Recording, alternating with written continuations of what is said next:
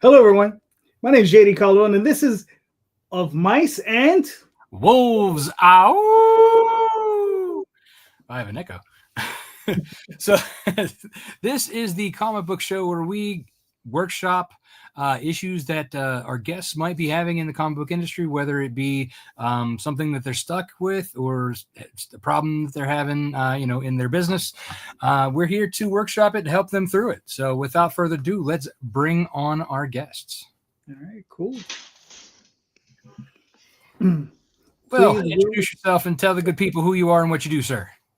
Hi, I'm Will Allred. I am the writer and creator of Crossover Division, which is actually live on Kickstarter right now with issue number 7. Hey. Hello, Kenny. Hey, what's up? So I'm Kenny Aitken. I am the creator of Apex Cybernetic Samurai Owl, which is almost done, finally, forever. And then Blue Heart Emoji, which is my latest comic book on Kickstarter right now. Nice. All right, cool. Hey, I'm Greg Moquin, co-founder of Nova Comics, and I creator of multiple superhero comics and a bunch of other ones, but ink is currently on Kickstarter right now. All right. Very nice. Very nice. All right. So the way we usually do this is we start clockwise and work our way around, and that means, Will, do you have a topic or an issue for us to workshop with you, sir? Yeah, so this is my 10th Kickstarter campaign, and it seems, I don't know, the dead zone this time seems deadier. Is that a word that we can use? Let's go with deadier, okay? And I've introduced, so first let me back up. I know without a doubt that I suck at the whole promotion stuff. So that's the baseline that we're starting from. So luckily I've got Blake Morgan of Blake's Buzz, who's helping me with a lot of promotion stuff.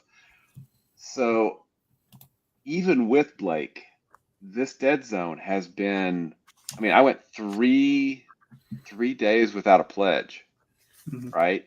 Which is like, that's when you have that existential, is anybody ever going to pledge again? Or is this the end and I should just stop and curl up and, cry in a corner somewhere kind of periods. But one, is that something that you guys are seeing? And two, I've got some strategies in mind, but what do you think? Okay. So from here, now we're going to ask Will some clarifying questions to make sure we understand exactly what he's already tried versus what we can offer him. That way we're not giving him, the same stuff he's already been doing. So Kenny, do you have any questions for Will? So you're promoting on like all your social media and all that stuff, right? Okay. Yeah, probably not as often as Blake would like me to. The day job cuts into the whole, I want to write comics and make comics thing. But and as far as socials go, just Facebook and Blue Sky. I abandoned Twitter a while ago, and sorry, it's probably more information than you wanted. to protect your sanity. Yes. What my fragile sanity. Greg, do you have any questions for Will? No, the social media thing was going to be a thing that I would ask, even though I'm not doing that for myself as well as I normally do, because my job is literally just cutting into it too. So I get that. Newsletter? Do you have a newsletter, Bill? Yep. The Midnight Hour goes out Monday nights. Now I do it, and then Monday nights, and then I do like on launch day I did a special, and then at the end of the early bird rewards, before those ended, I did a special sending of that. I also have Backer Kit launch, and I did. Now, this was a screw up on my part. I know this I had Backer Kit launch, and I didn't warm it up. I should have done that weeks before. I had the pre-launch page, and it was one of those things that was on a list that I didn't look at. So that probably didn't help me. But during the launch, we did it right like a few days before, day of launch, and I'm gonna probably send out another one either tonight or tomorrow night to backer kit launch to hit all those previous campaigns and all those previous backers. Okay. All right. Cool. JD? Are you doing any other sort of promotion? Like, are you going to shows? Are you maybe hitting up local dealers with anything like flyers or anything like that? Unfortunately, I'm not doing any cons right now or shows. Mhm. And full transparency, I live in Northwest Arkansas. So we're not a large place when you get right down to it.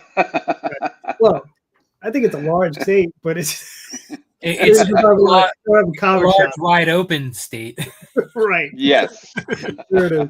It's a lot of, okay, gotcha. And you can see across from it because it's so flat. Yeah, no, that Northwest Arkansas, we've got the nice rolling hills. Now, Yeah. Oklahoma, yes, totally agree with that. Okay. I think my only other question that I could think of is so you were saying you had launch and you were using it to blast to the past campaigns. Have you trickled in any of like the updates like for the previous campaigns, just kind of like maybe one here, one there, just so that you're not doing them all at once? That's something that I've done in the past, but I've not done with this one yet. So that's actually that's something I really should do. So I'm gonna take some more notes here, like I should. But yeah, previous updates. Maybe go back to like, yeah, I got I mean, maybe I could go back to like crossover division number 1, and then a few days later hit 2 and 3 and 4, and space them out like that. That's actually something I should have thought of to do, and it's just completely I've missed this time. But I will put that on the list. All right. Does anybody else actually go ahead? That brings up a good question. Do you guys prefer, or do we know if backers prefer, just messaging the previous backers via that campaign, or actually doing a full-on campaign update for that campaign?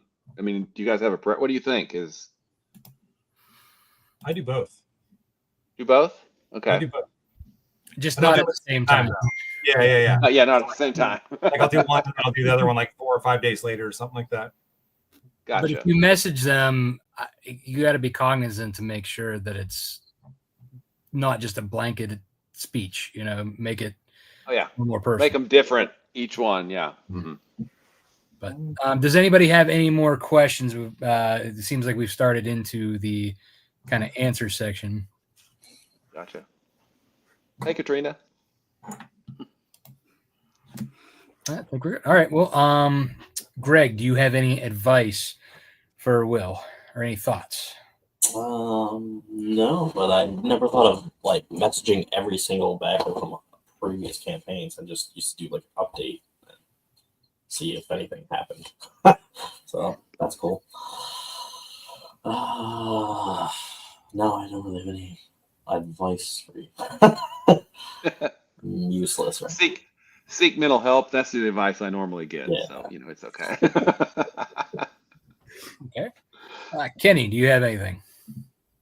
Question wise, how are we reaching new followers and new people these days? It seems like social media is just kind of dead everywhere. Like as far as like I'm posting on TikTok right now because it's kind of new to me, so I'm picking up a little bit of stuff there. But I mean, as far as Instagram goes, the people that have been interacting with me for years are still interacting with me, but like new people aren't coming along with that.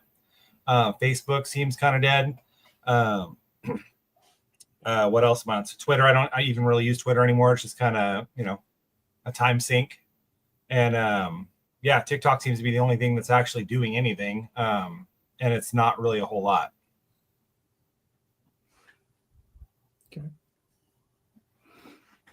That's fair.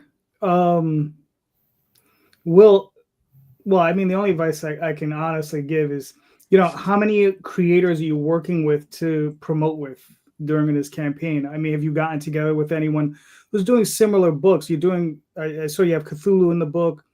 Are you Mhm. promoting to groups that are interested in H.P. Lovecraft? And, because I'm a huge H.P. Lovecraft fan. So, are you promoting to those people specifically?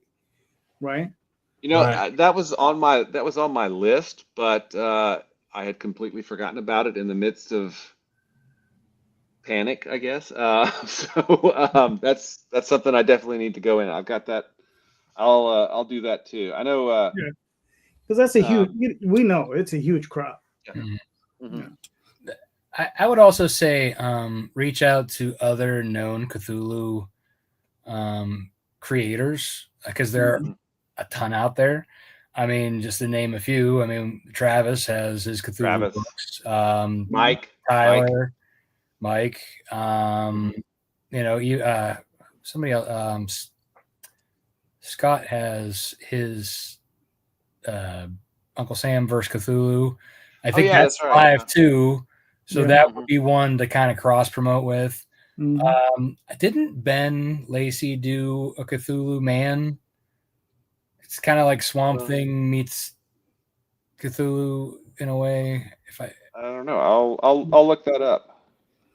And Tyler does his whole baby Cthulhu thing. Yeah. Yeah, exactly. Mhm. Mhm. So I mean, Well, and there's several creators that you could reach out to try and swap updates or even email updates.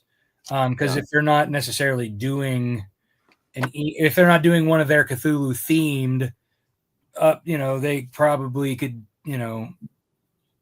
but even like, if they were to say, hey, I'm going to update one of my past campaigns to promote Right. one of my current campaigns, that would be a Yeah. good way to do it, or to the email list, because they're clearly getting that stuff too. Mhm. Mhm. Yeah. One of the things I would advise is I do it typically during my lunch break at work. I'll eat lunch with one hand and scroll through Kickstarter with the other hand, and I'm just seeing what's active, right? Because I only, I use the filter, the only the live campaigns, and I'll see what's active, and then just look for things that might fit in with your crowd. Reach out to those creators and see if you can do some cross promotion, and I think that's probably the best way to try it, to reach more people, because at the moment, everybody's bringing in their own crowd, and it's tough. I mean, especially now with 350 campaigns a day, I see people choking. It's like Mhm. I'm watching it. I'm like, oh yeah, that dude's choking, that dude's choking, that dude's choking. And it's like, and it's just October, because Yeah. I've seen other ones. There's 200 campaigns, 250 campaigns, and it's like, everybody's doing okay, but this month, okay, and they're big campaigns out there. You got Oh Matt yeah. Wagner with his. I just saw who else did I see? The J. Scott Campbell one, I think, is just ended. Yeah, that's another big one. Danger Girl. Mhm. Yeah. Yeah, I mean, there's several big ones, but a few no. Oh yeah, there was a Bolton one. The guy who did the Killing Joke, Oh, Brian Bolland. Brian Yeah. Bowen. That's it. Yes. Mhm. Yeah, he has a campaign up there, and I'm like, scheisse. Like, wait, what chance do the rest of us have? You see, I mean, and it's him doing it. It's not like I think he's working with the company that's doing it, but he's there, and I'm like, shit. Well, I think too, another thing that you can lean on, not just the Cthulhu stuff, because that's obviously your current issue, but Mhm. Yeah. you have past issues that Yeah. you can kind of tout to new backers. Mhm. You have vampire themes, you have you have witches, like Mhm. you could do the Wizard of Oz witch one in cross promotion with Cat and Phil. They just launched that witch craft anthology. Oh, yeah, that's right. I saw Phil went live with that today. I Yeah, need to he's go going back live to that. today, and I'm sure they're probably well on their way. So that's a good one to look into with them. But yeah, I mean, like I said, like it's October. There's a bunch of horror books out there. So Yeah. and you have a lot of your stories have a lot of horror-esque stuff to them. Yes, you have some sci-fi too, but I mean, you have the ability to show past images for this series and kind of spread it out to the different genres. You have that ability, whereas other people have pigeonholed themselves into, this is my genre, this is where I'm in, you know. It's just my ADD showing. Well, but again, that gives you a few different avenues to say, hey, you know, we're not just Cthulhu, we also have this, you know, kind of help, you know, show a little bit more of the past stuff, you know, and in collaboration with the new stuff. They're trying to sneak up on you. That's very October with that nice creaky door, Rob. I'm impressive. My wife is trying not to be on screen, but she's already crawling on the floor. Just go.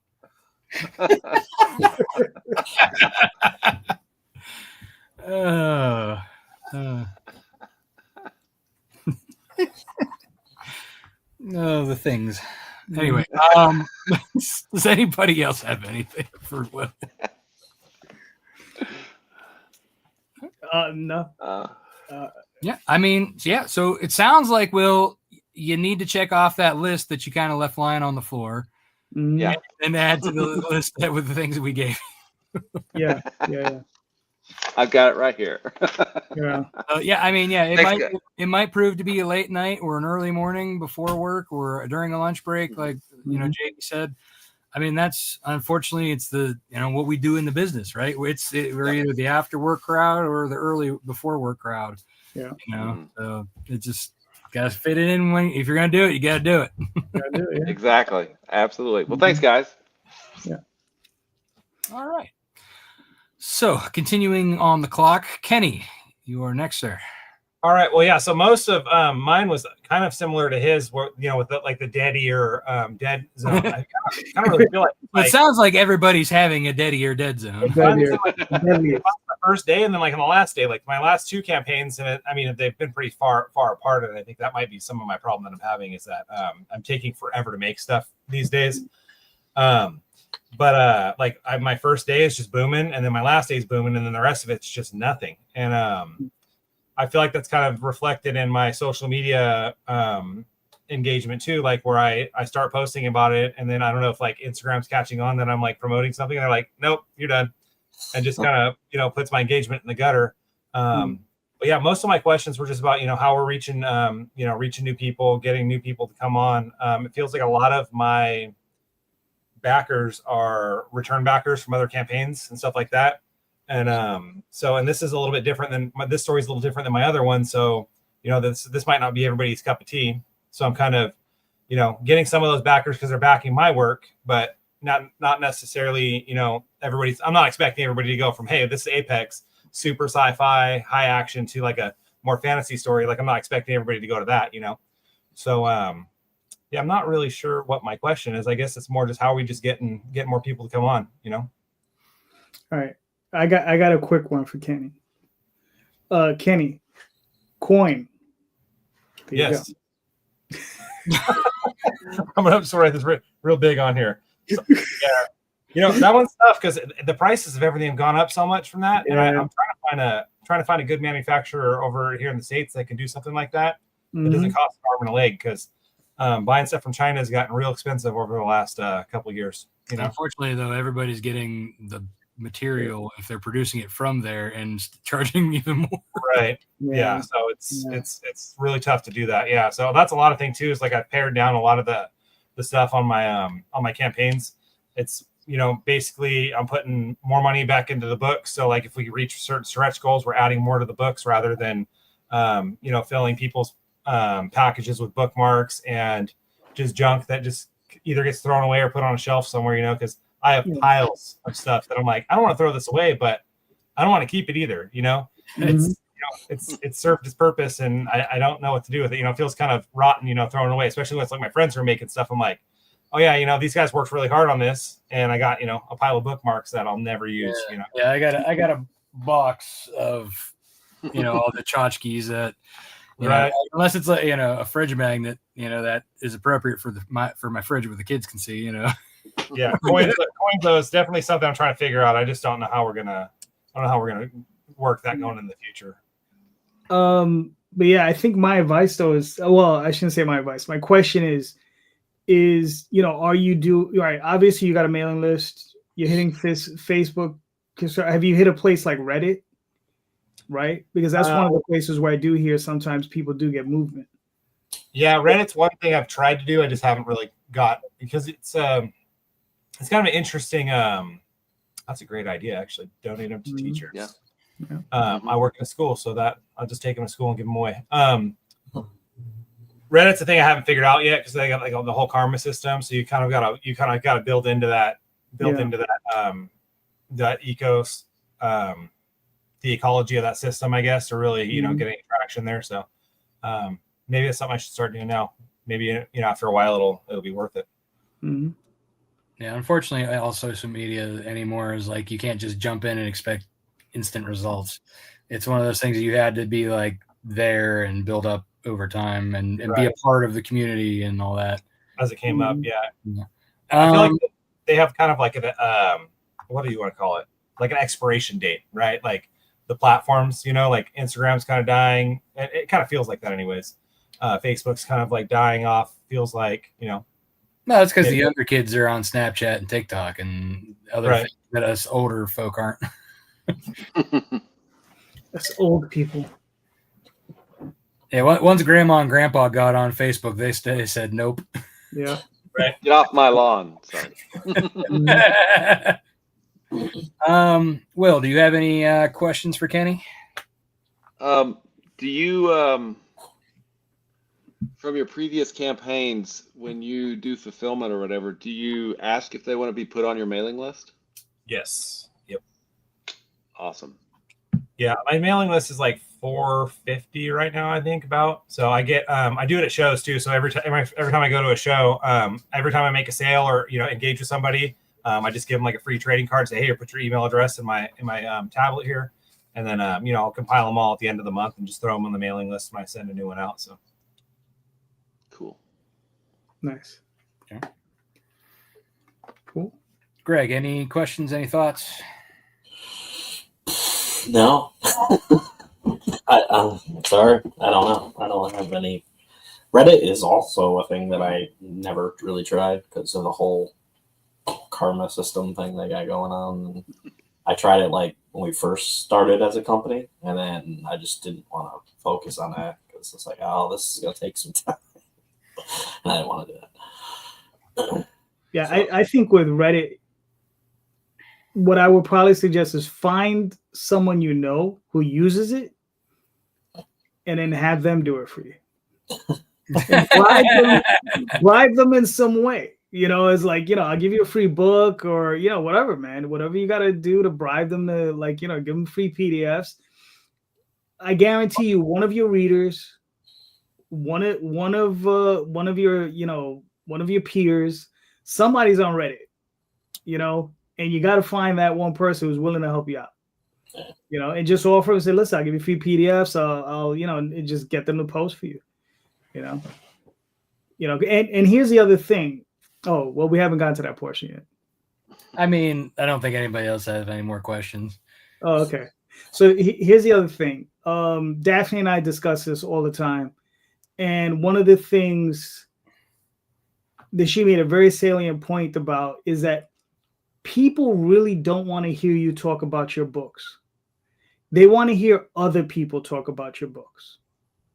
Okay? Because if you have your fans talking about your books and saying good things about your books, then they can at least say, okay, because we all know, I mean, I write the greatest mouse adventure that exists in all space and time. Okay? But I'm biased as fuck when it comes out to that. It's just what it is, right? And Kenny, I'm sure in his mind, writes the greatest cybernetic owl book in the known universe, right? Is it the only one? It might be the only one. Probably not the only one. But. Well, we could include all owl books, right? So, but yeah, I mean, and I get it, right? But when our fans speak about it, it's different, right? So that's a much more unbiased opinion. You understand? You know that's a person who's bought the book, read it, enjoyed it, and wants to talk about it. And I think that's a problem that I think all of us as creators have, is that not enough of our fans talk about our creations, right?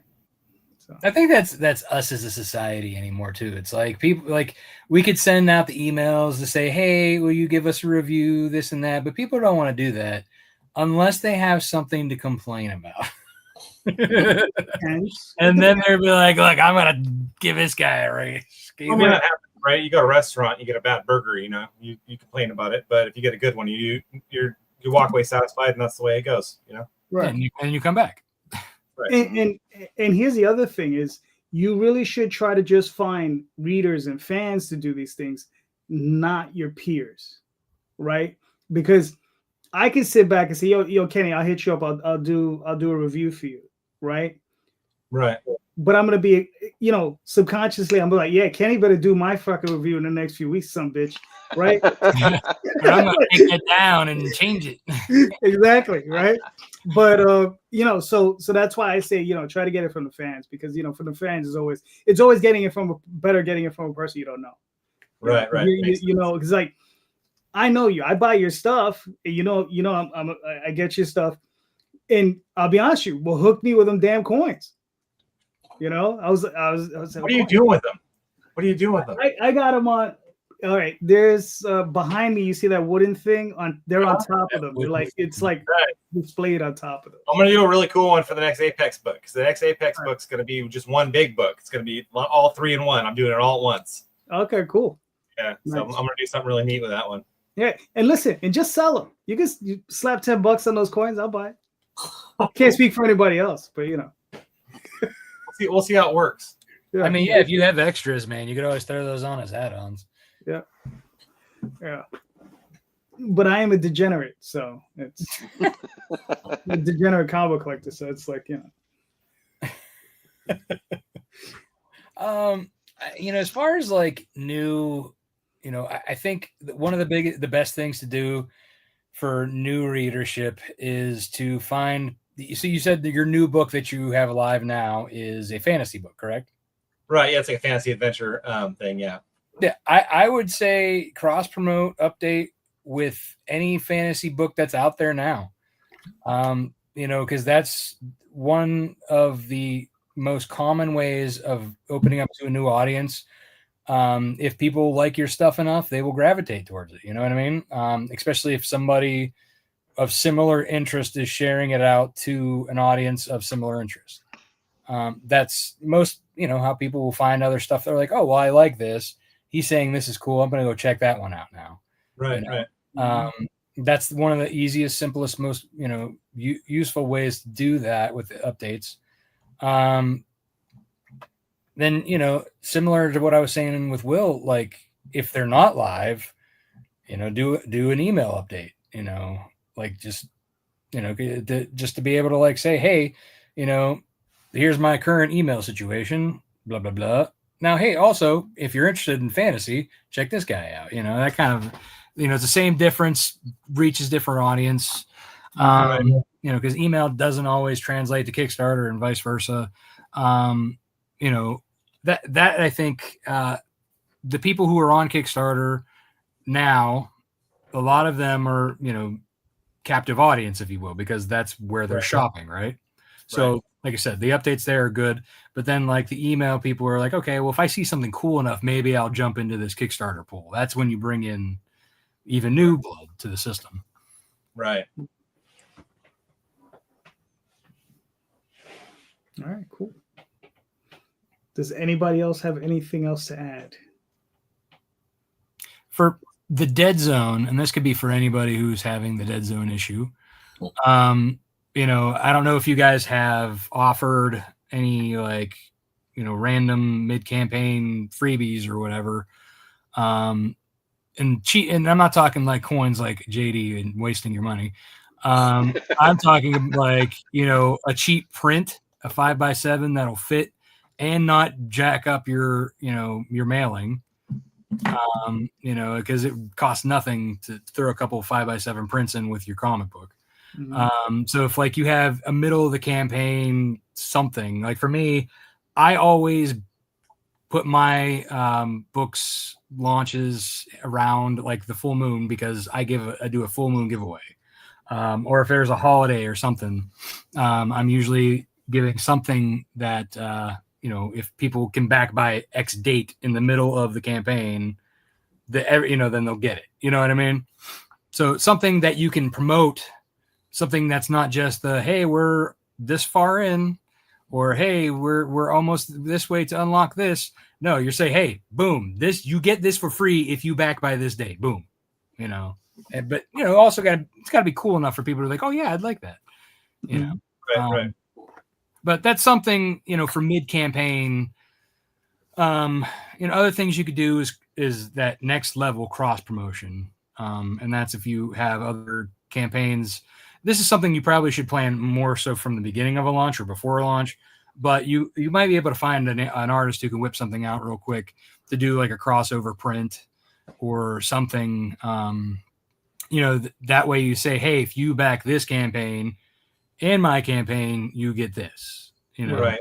That's always been a helpful thing, especially introducing it in the middle of a campaign. Right. Because then it just injects that extra, interest in, from both sides. Right. So Rob, just has a question for you with that, because I've never done that. Mm-hmm. Do you find that helps? I do actually. Okay. I also use like backer kit for Pledge Manager, and I have my audience enter a code that I give the other participant. Like, so let's say like me and Will did one, which we had you did a big group one before. Yeah. So I usually, I give them the code to give to their backer only update. They enter that code into my questionnaire during the survey time, and it'll automatically trigger the digital version to go to their downloads. But then it'll also tell me when I'm fulfilling that this print goes in with their rewards. And I mean, I've had over, let's say I've had up to 3 or 4 crossover campaigns at one time. And if each one of them brings in 50 people that I've never had, you know what I mean? Like that's new readership right there. Gotcha. Yeah, you just did one with Clay, I think, didn't you? I've done several with Clay. I did with Carmella. I've done with Nightmare Theater with him. I've done with the Blade of Frankenstein or Blazing Blade of Frankenstein. I've done several with Clay. He and I, like for whatever reason, usually are alive, except for this time. Apparently, we kind of missed. I've done several with Cat and Phil. I think my best ever was with their last the Beast and Snow, because the werewolf crossover, obviously, that was a big thing. That was the one where they're chasing the stick together. I think I remember that one. Yeah. But I mean, that's what I mean. It's like, you get these cool, they're not covers, but it's an extra cool piece of art, and if you find an artist do it fairly cheaply, you can, like I say, it's worth, bringing in the additional crossover from, the other party or two, because you could also do more than one, depending on how well you work together with the other person, I guess. True. And Daphne, I've done them with Daphne before. She's actually drawn them. So and that's even better. If the other person is the artist, and then you're like, okay, well, I'll pay for the fulfillment, the printing, and all that other stuff. That's a great partnership right there, because but yeah, no, it's direct correlation too, because if they're a fan of their art, they're going to come over. Cool. So I just do them so fast. It's hard. You're like, I'm already launching tomorrow. 2 weeks. Damn it, 2 weeks. I have a hard time keeping track of yours, because I'm always like, is that one I already backed, or is that one I didn't back yet? Right. Or is it the black and white one, or is it the one with color? Right. Yeah. Fuck it. I'm all over the place. Yeah. I literally have to ask him too. I'm like, it's like, which one is this? Yeah. Yeah. And it's just getting crazier. So well, the fun part is when I go through all my stuff, because I have boxes of his stuff. Like, what order do I read them in when I go back and read them again? Didn't I send you a card? I should have sent you cards. Maybe you did. It's probably in there. Yeah. It's probably in there. Yeah. Oh, It's all the box of tchotchkes that he threw. Yeah, and they should be the PDFs too. I might start printing them in the damn books. Read them in this order.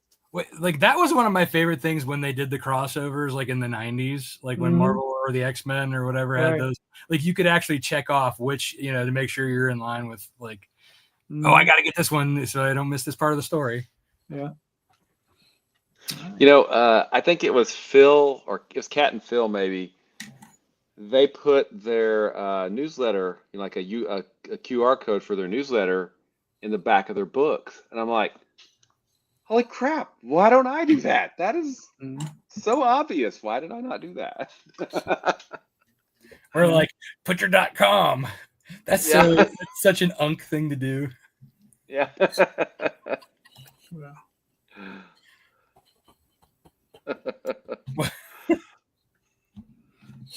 All right. I'm not even sure what she's referring to. Mittens. But I mean, Kenny, I don't know if we helped. I mean, we'll see. I like the idea that getting other people to talk about your stuff. I think that's something I'm going to try and see if I can get people to start writing. 5 sentences. Yeah, if you have a comment like somebody who's backed everything and keeps coming back, they're probably the more prime suspects to ask. Right. Yeah, totally. Yeah, I think that'd be something good, because I think you're right, because like nobody wants to hear you talk about your own shit. You sound egotistical and you sound like a dick, right? But if somebody else talks about it, I mean, it seems more credible, right? Yeah.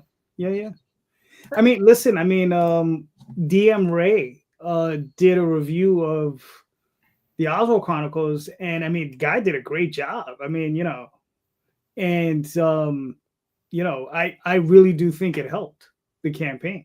So, and all props to DM. I owe him. I don't know what I owe him, but I definitely. It said not your peers, man. Well, but the thing is, he came to me more like it just came out of the blue. He just asked me for it. You know what I mean? It's not like I went to him and said, "Oh, could you do a review?" He came to me and asked us. I was like, sure." Right. So, yeah. Yeah, I like that idea. I'm gonna try that out and see if maybe I can get some people to do some stuff like that. It might be kind of cool. Yeah. Cool. Greg. Yeah. All right, man. You're up, brother. I am struggling. You've had a few minutes to mull it over. Yeah. I don't know if I have such a high goal, or maybe it's not a high goal because it's a trade, so it's 3 issues in one. I don't know if that's $4,500 is high or that's fine for that. It's like 76 pages. So. I mean, Okay. That's decent. Well, yeah, okay. Because it's like it's at $1,700 and there's only 16 days left. So I'm just like, what do I do? Well, here's the thing. Well, I think we're just gonna go straight into answer mode in this one. Yeah, I mean, this is pretty much straightforward. Yeah, it's pretty straightforward. So, I mean, my only questions to you would be this. He said, "I got answers, but I'm going to ask you a question first." well, yeah. Well, because I need information before I can really give a good answer, right? So, that's what the question section's for. I know, but these are questions that lead directly to the answers. So my questions. Oh my god. My questions are. So we're kind of following the format, and I like driving Rob crazy. So you go to Disney World next week, bro. Dude, I know. I've already mentally checked out. There you go. Exactly. So it's like, are you printing in the States or are you printing it in China? Right? States. You're printing in the States. Okay. Are you printing POD or are you printing offset? POD. Okay. So you know what it's gonna cost you. I don't know what printing you use. Yeah. So you know what your base price per unit is gonna be, right? Yep.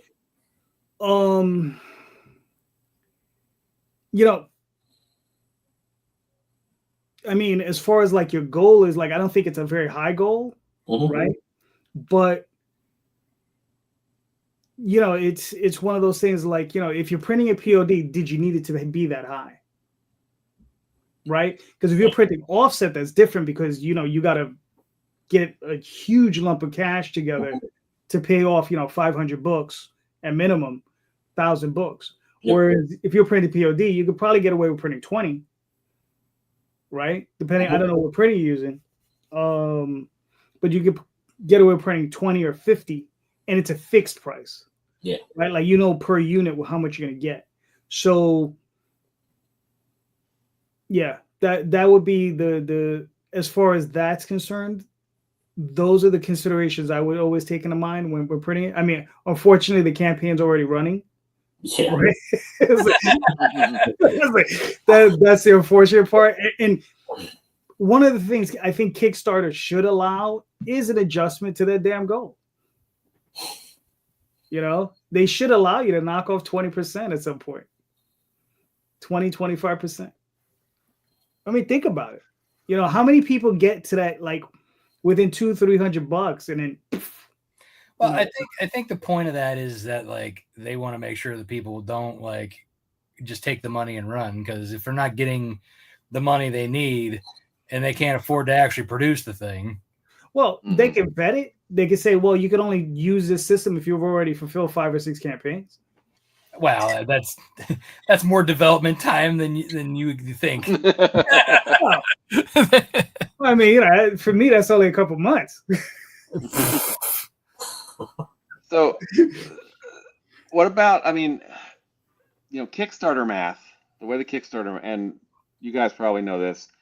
Tyler had, if you're at 25% or above after your first 2 days, you have a really high probability of funding. If you're at this percentage after so many days, I mean, you're already at.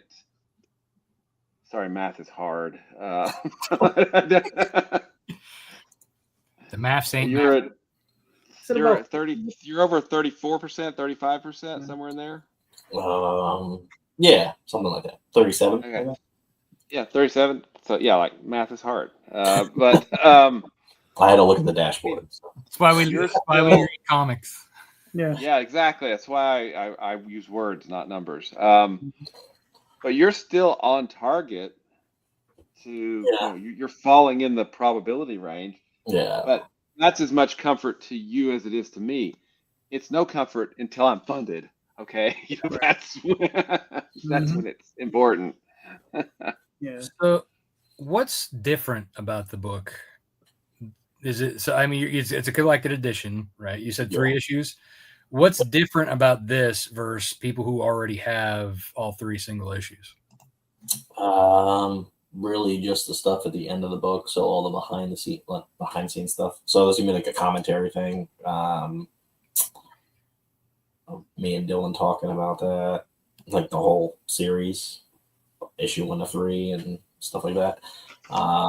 There's like just concept art. So, the normal stuff that we do in the back of the book. I was going to remaster issue 1, but I didn't have the money to do that. So, yeah. Because it's only like 11 pages, like the first issue, which is crazy that it's only like 11, 10 pages or whatever it was. And I did make a new script for like the remaster version. I just was like, Adam Fields just didn't have time to do it. So, because he has a life, I guess. Yeah, Adam is a family man, and he has a job and he travels. Yeah, he's a busy boy. Well, Rob, you've done a couple of hardcovers now for Nightwolf, right? Mm-hmm.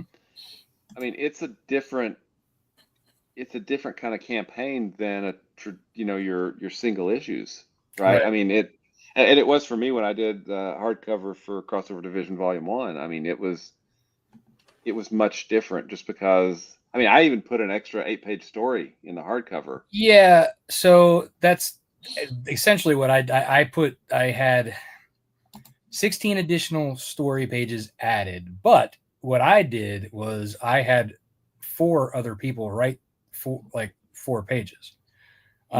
So for each, so so they're basically getting, not only was it that I was having them promote to their audience, as well as, that was part of it as well, as to bring in new readership that I didn't already have. Plus it was creating new story content that you could only get in the trade. Plus I had the floppy edition and the hardcover, but the hardcover was that special edition with the die cut. And I've made them like, so, they're connecting covers. All three volumes will be, connecting together when you actually look at them. So there's like a lot of forethought that I put into that.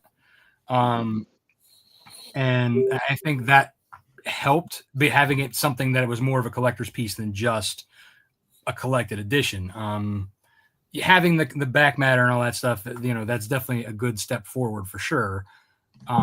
It's just one thing that, like, maybe, I don't know if you had like stretch goals in mind, or if you, to kind of have extra story content in there. If you do, it probably wouldn't hurt to promote that now.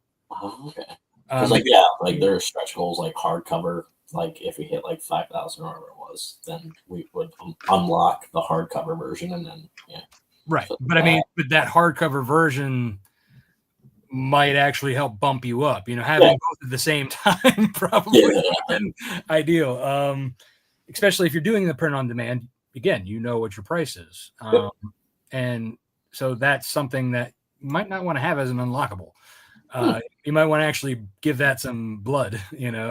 Throw it out there as a pocket reward right now. Because then that would, anybody who is getting the soft cover now might be like, "Ooh, it's a hardcover. I like those." Yeah.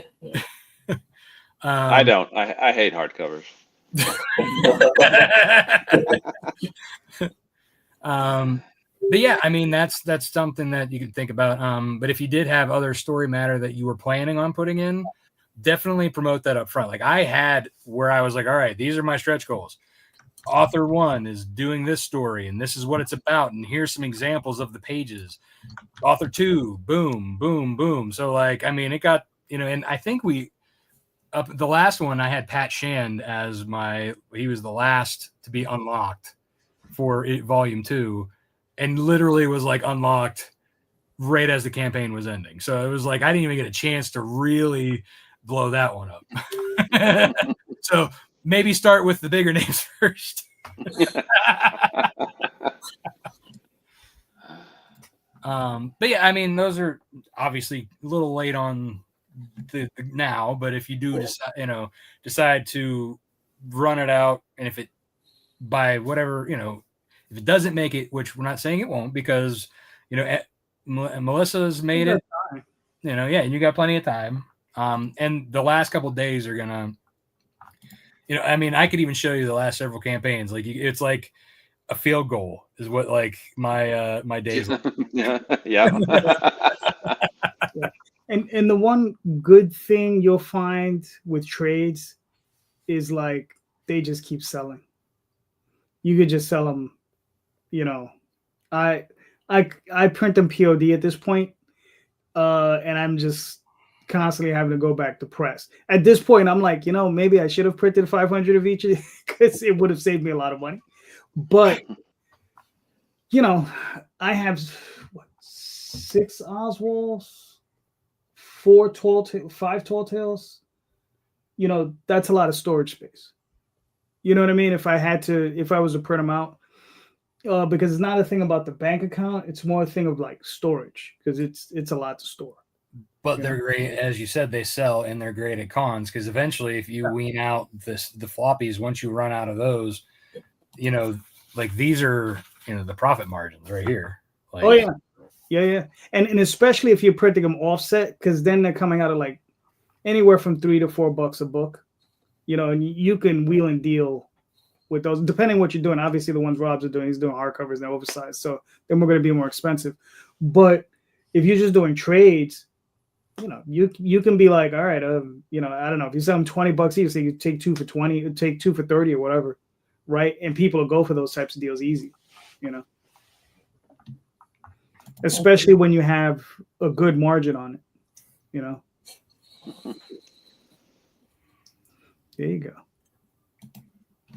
Well, I am going to be in Baltimore this weekend, so That dude, get cards with a QR code, or as JD say, get a trading card with a QR code. Right. Oh, that'd be cool. Yeah. Yeah, my thing, I got a binder for independent comic book trading cards. So that's the sort of thing I enjoy collecting. It's just like, Cool. Besides coins. Aside from coins and comics and trades and some toys, like I said, degenerate. JD's secretly the collector. He's got Howard the Duck hanging out in the room next door. Yeah, more like Hellboy. I have his head somewhere near the room. I have a bust of. I have like one of his big busts. Yeah. Just stuff you pick up over the years. I'm sure the cat loves that. No, the cat's not allowed down here. So cat is not allowed down here. Because at that point, it's just like, well, you break the stuff, you get to go free. In the streets with you. Oh, no. Cat. I like the cat. No, it can't be down here. So, yeah, but Greg, I don't know if that helped at all. So, all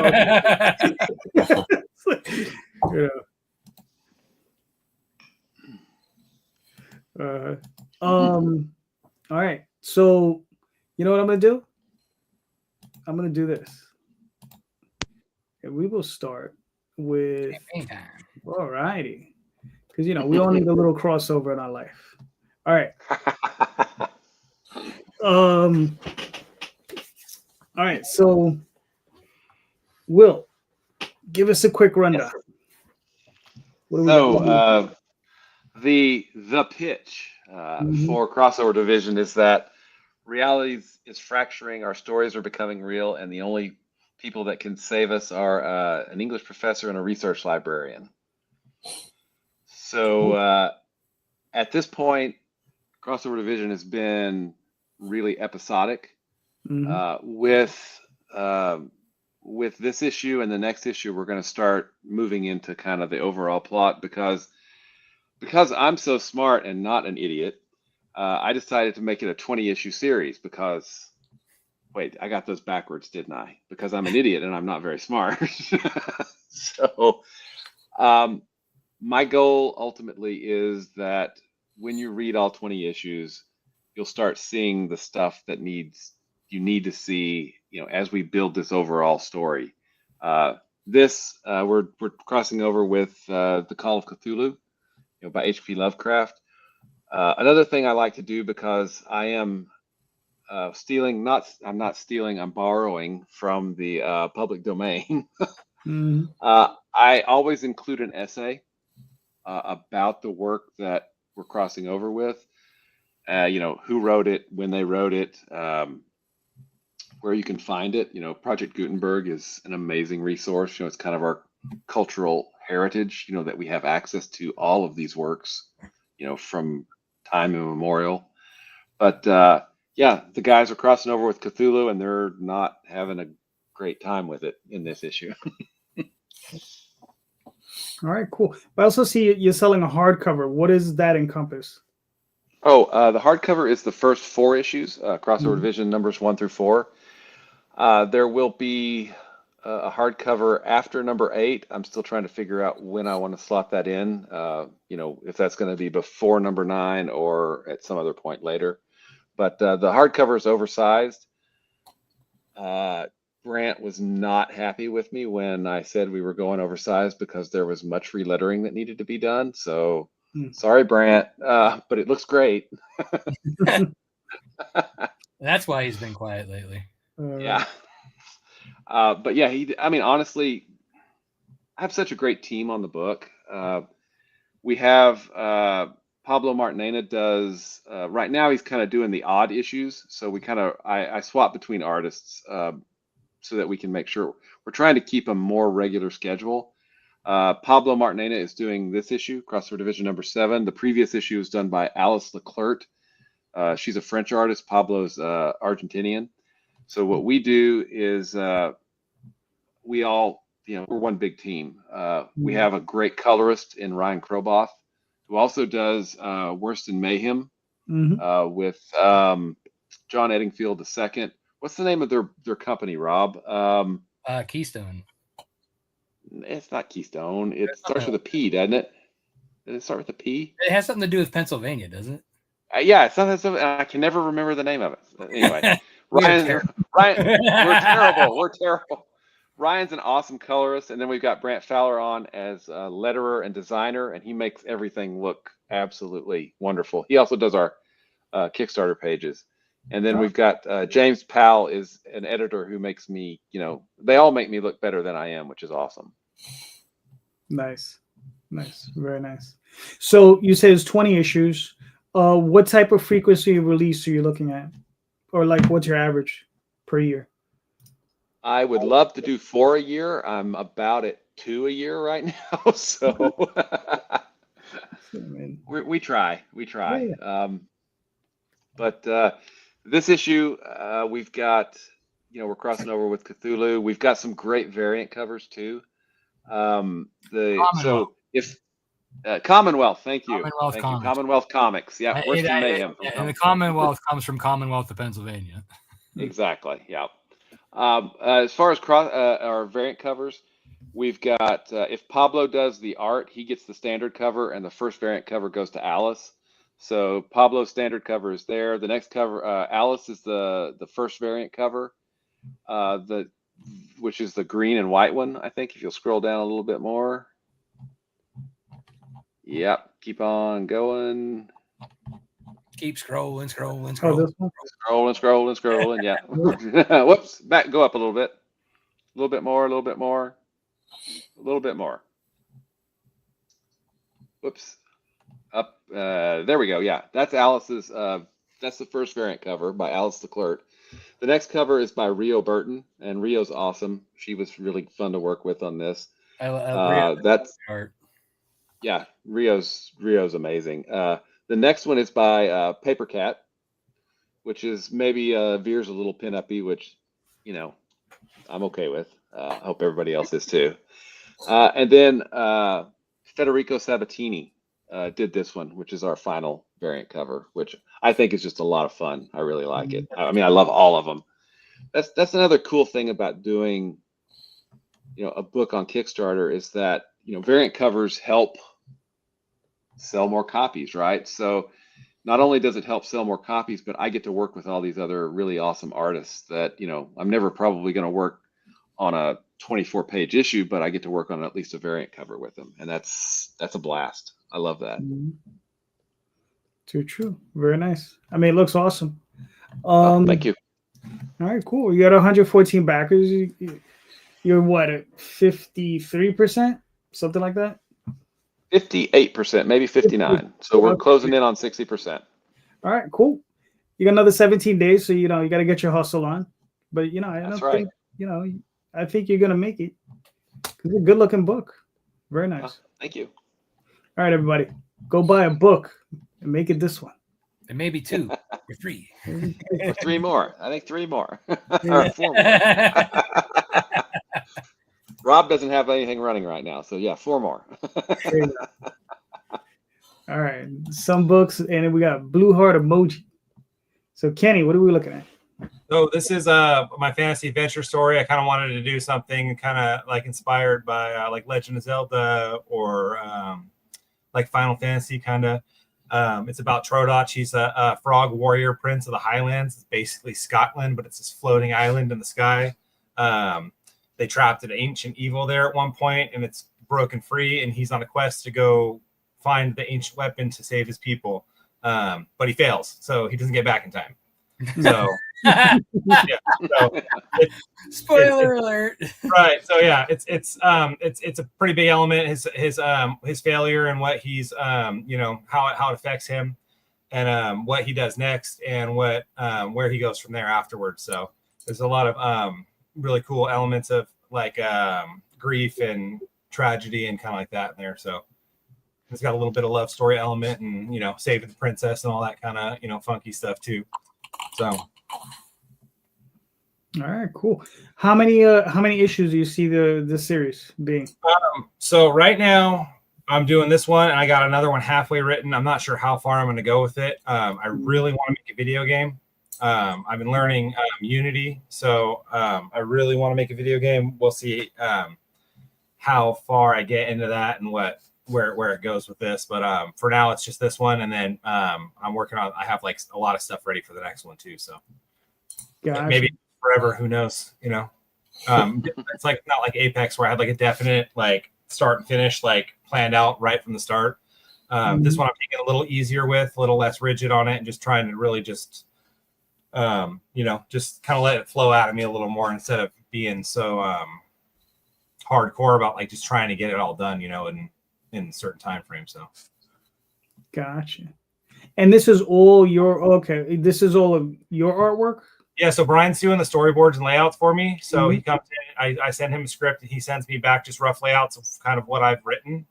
Right. And I do all the illustration over that. So All right, yeah, it's really helpful to me because I, especially now I have a full-time job now too. So it's really helpful to me to just kind of quicken things up a little bit and get things moving. So most of the key art, like these pieces here, I do those all on my own 100%. And then just all the sequential stuff is Brian helping me through it and just kind of guiding my hand a little bit and getting me over the line.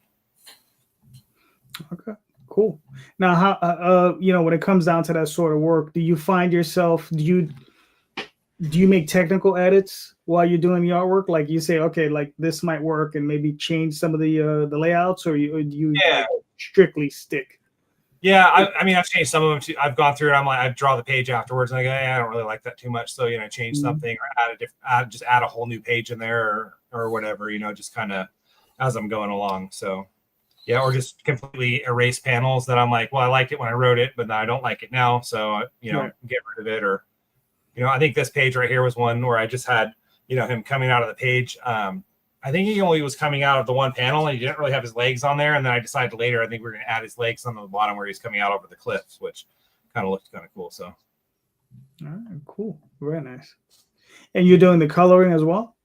Yeah. So it's all just like a, one-step process. I don't do any coloring. It's kind of like draw it in monochromatic, and then I play with the filters and the colors and the gradient maps and all that stuff. So yeah, it helps when you know what you're doing, which apparently I mean, it feels like an experiment every time I get in there. So well, it's working.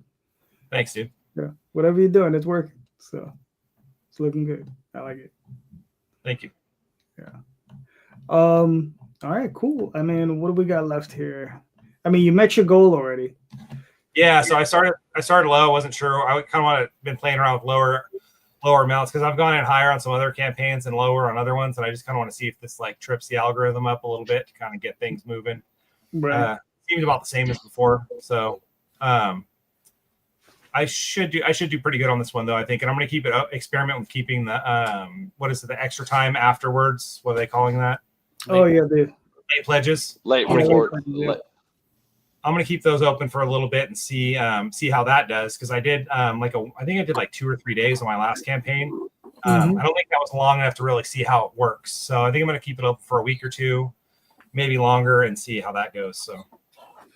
All right, cool. Very nice. I mean, you got 45 backers. You already met your goal. You got another 6 days. It's a great looking book. Again, another one, another keeper. So go buy it. I think late pledges might also have a bearing on what's going on with the dead zone. Because if people are like, if I don't actually have a deadline, then why should I back this now? I do. Yes, I do the art. Mm-hmm. And the writing. Yeah, the art and the writing. All the character designs, everything is all mine. Do you print it yourself too? I mean, I just have to. No, I don't. I do have a guy here that does actually print my books for me locally, so it's actually really nice to be able to go down and pick up proofs and look at things and test paper and do that kind of thing. So the only thing I don't print here is like if I do perfect bound, then I have to order them from wherever I can get them. But you said Legend of Zelda, so I backed. Yeah. There you go. Gotcha. Yeah. There you go. He hit the button. He hit the button. That's it. I mean, listen. I mean, we're all about ink and paper, right? And some people just about the ink. There you go. Right there's the answer. Oh, boo.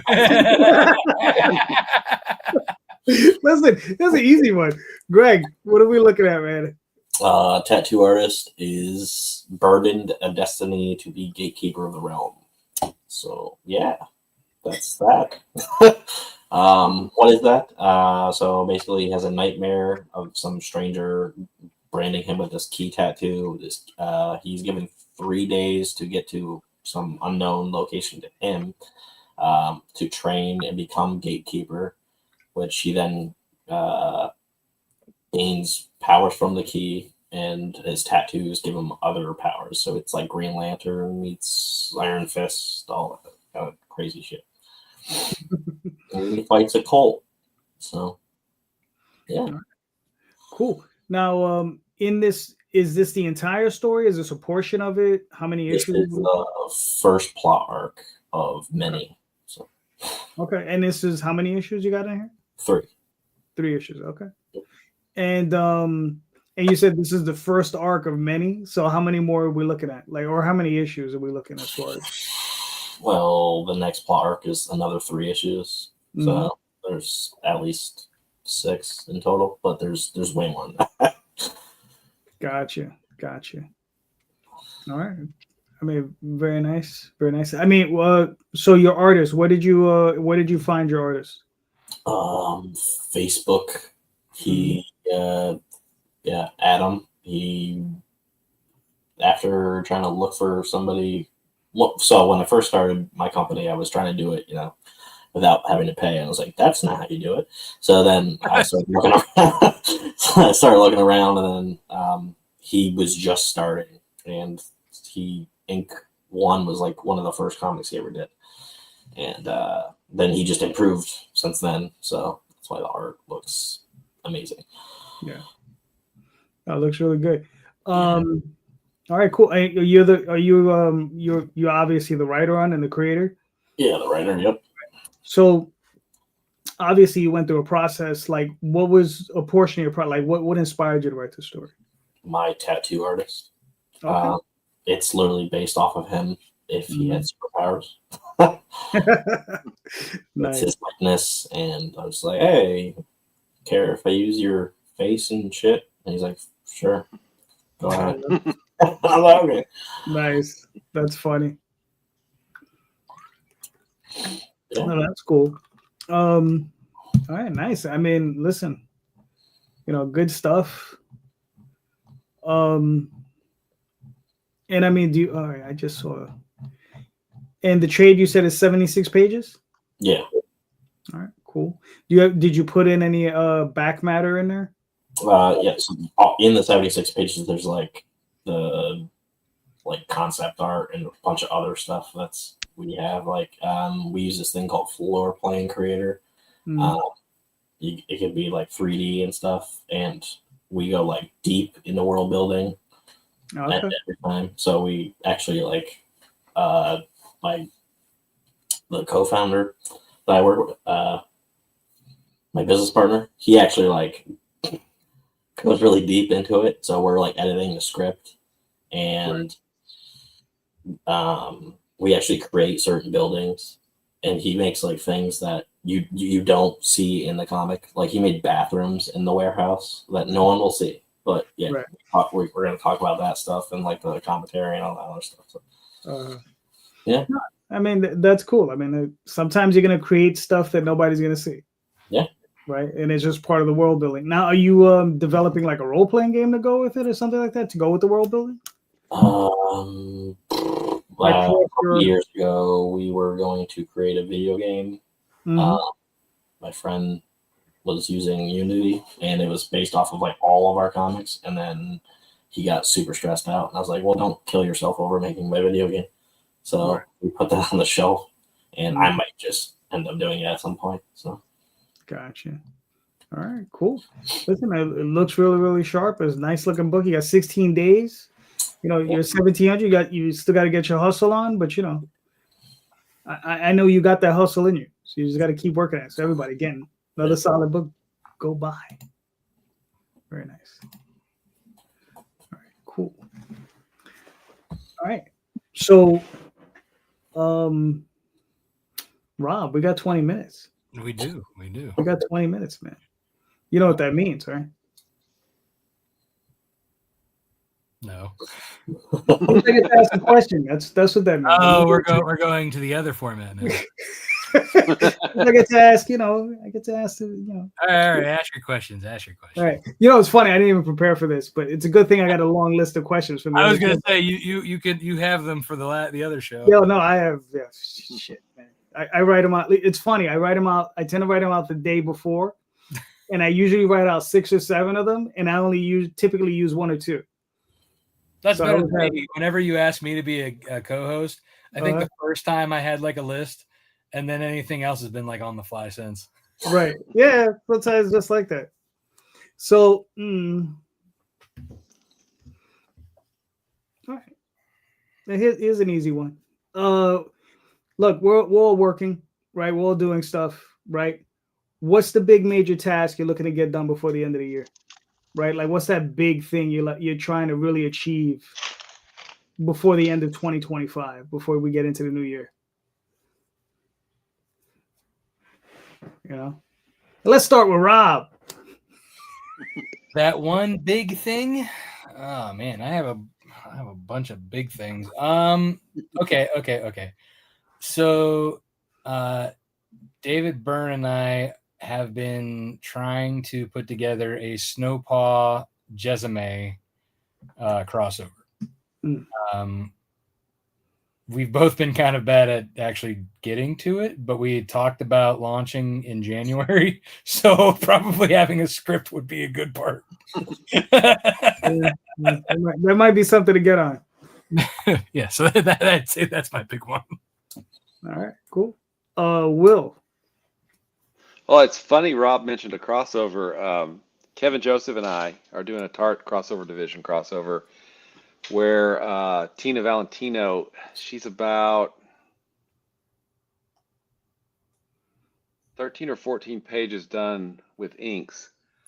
We probably won't launch this year, but I'm hoping that she has the art finished by this year. That's kind of, I think, that'll be really cool. Ryan's coloring it, and then the letterer on Tart, and I can never remember his name. God, I suck, Rob. I suck. That's all right. I don't remember him either. Or is it even a him? I don't even know. Yeah, it is to him. But it's, man, Tina's art is just beautiful. I mean, okay, nothing against you, Kenny, because you can draw, so you suck right now. But there are no better emails than art emails. I freaking love art emails. They're awesome. What's even better is when you have a Trello board and it just shows up. Yeah. Nice. So yeah, I guess I'm hoping to get the art done for that before the end of the year. All right, cool. Kenny. Oh man. Well, it's already October. Yeah. I got about 75 pages of Apex to color because I want to get that launched. The last volume of that launched early next year.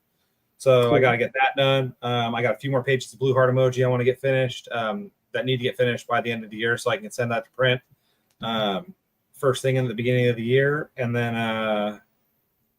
yeah, that's about it. I mean, that's probably all I don't even think I have time for all that. So we'll see where I get. So fair enough. Greg? Finish my kitchen because it's kind of under construction. Kind of need a kitchen. And then get the art finished with for Fireproof 1, which used to be Seer Chronicles 3, but we rebranded it after it kind of like failed earlier this year.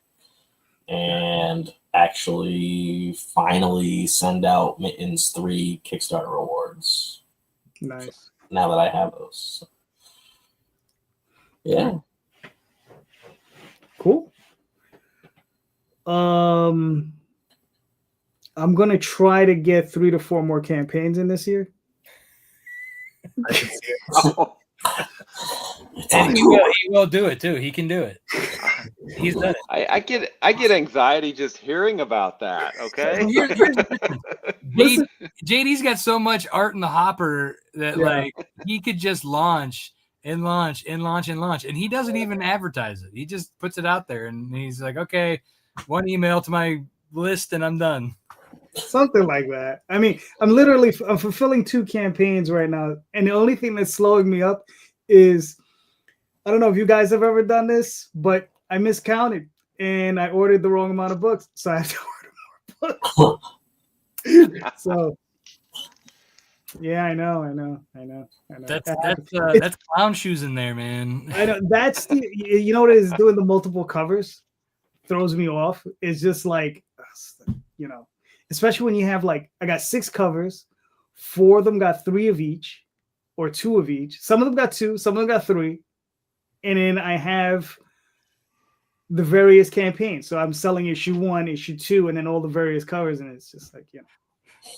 That sounds like math, man. It's spreadsheet. And it's funny, I work with spreadsheets all day. And it's like, He was looking at the wrong spreadsheets. Yeah, I definitely was, man. And also the other thing is drop pledges throws me off too. Oh, I know. Those are the worst. Yeah. So, yeah. But that's why the manager for Backer is actually better, because they can bring them back. What? Pledge Manager actually, so they may drop in Kickstarter, but Backer Kit Pledge Manager actually will keep emailing them until they actually update their credit card information and pay for their backed pledges. That is one thing I do like about that. I'm not using Backer Kit this time. I'm going to try the Kickstarter version or whatever it is. See how that goes. I've never used it before, so. Yeah. So Matt Ass says, can you get 3 or 4 more this year? But should you get 3 or 4? And the answer is yes. The answer is definitely yes. That's because he has issues. I have issues. Yes, I have lots of issues.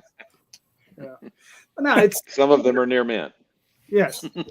I got a few. I definitely got a few 9.8s. Yeah. All right. So look, I got another question for you guys. Who is your favorite indie cover artist? Right? Who's your favorite indie cover artist that you're not working with? Oh, that I'm not working with. Right. So basically, who is it that you're looking to maybe, get in there, get into the family? Who's your favorite indie comic artist? All right. Well, we asked Rob already, so I won't put him on the spot. Will, you're up. You're next. Well, I was gonna say Tula Lote, but I can't because of the next issue. So, wink, wink. That's yeah. Oh man. There's so many great indie cover artists out there right now. I mean, all the way from the, of course, the more pinup, all the way to the fantasy, just lush. Pat Shand has just such an uncanny ability to find such amazing cover artists. And I don't know the name, and I should, but his cover art, I think his main cover artist for Wild Wisps, yeah, I looked up. is really amazing. I think that's someone I may have to pursue in the future. Yeah, because he's live with issue 6 right now, right? Yeah. Mm-hmm. Does he even? He just works. The creative team. All right. All right. So it's Pat. I don't even know how to pronounce the dude's name. Nabatis Zitro. Okay. That's someone I'm going to look up. So how do you spell that? I'll throw it in the chat, man. There you go. My dyslexic ass is not trying that.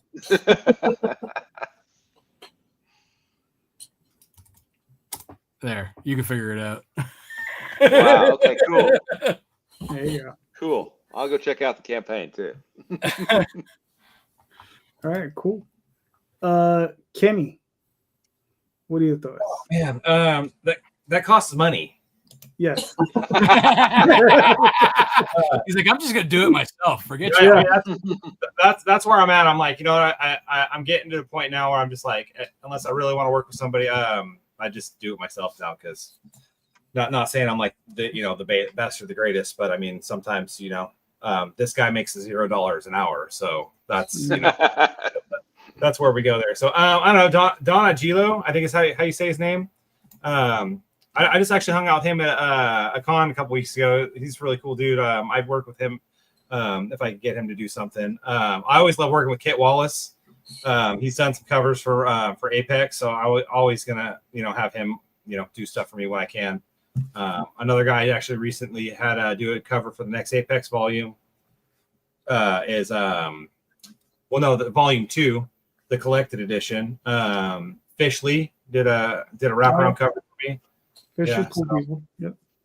Yeah, I had him do a really cool wraparound cover. He's like, hey man, I want to do something. I'm like, all right, I'm not even gonna.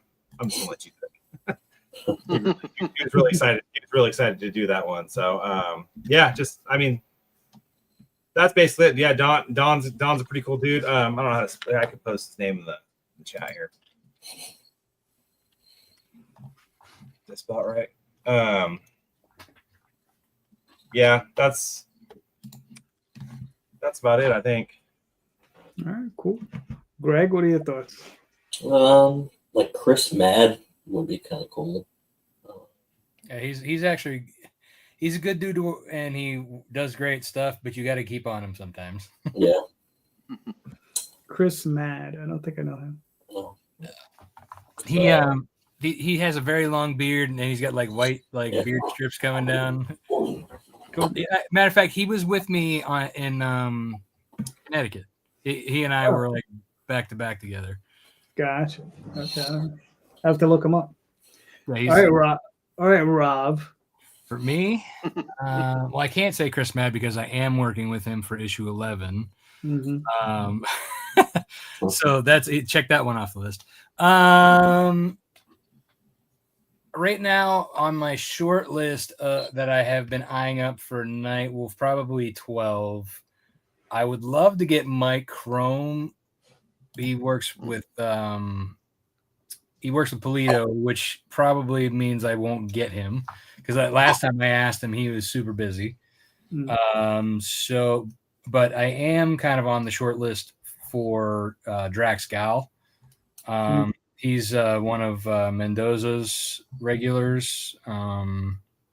So he actually he and I have been talking for a while.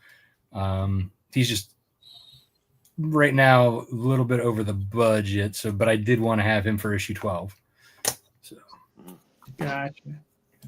All right, cool. Someone I've been stalking for a little bit is Giancarlo Burnell. Okay. Oh yeah, he's good. He's good. Yeah. And he's quite affordable actually, considering. Yeah. So it's just one of those things where it's just like, just got to get him in there at some point. So yeah, he did a werewolf drawing for one of his upcoming things that hasn't even launched yet, I think. And he did it like a couple years ago, and I saw it and I was like, okay, he's got to have it. So he did a cover for I think it was issue 9. He did for me. Oh, nice. Cool. Nice. Yeah. His Crescent City monster art is phenomenal.